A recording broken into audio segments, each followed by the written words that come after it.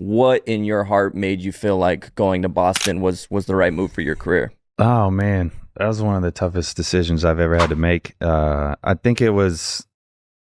So I ended up determined the whole summer. I was talking with my agent about teams that I could potentially go to or wanted to go to, and we narrowed it down to those three.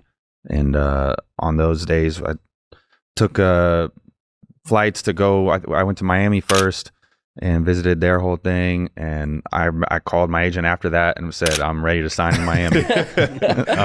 Done deal. Done deal. Done. Yeah. And he's like, well, just hold on a second. Just go to these other ones. And then, I took a trip to Boston, and Boston was really cool as well. I mean, I have Brad Stevens, who's my assistant coach, and Micah Shrewsbury, who was, or not my assistant, my head coach, and Micah Shrewsbury, who was my assistant at Butler. Like, he was my guy. Mm-hmm. He's there. They picked me up from the airport. Like, it was like nothing had changed. Mm-hmm. You know what I mean? It had been 7 years, but it was like they were recruiting me back at Butler. So I felt just right back at home.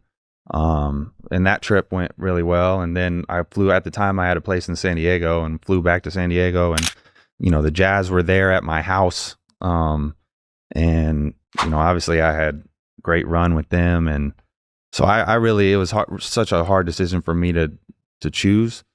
Ultimately, I think I went with Boston because I felt like at the time it was the best chance for us to win a title. They had a lot of great things going on.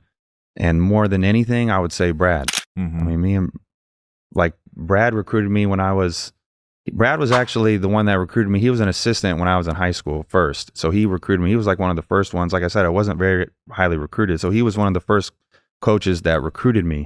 And then he ended up getting the head coaching job at Butler. And, he was the first one to tell me he thought I had a chance to play in the NBA.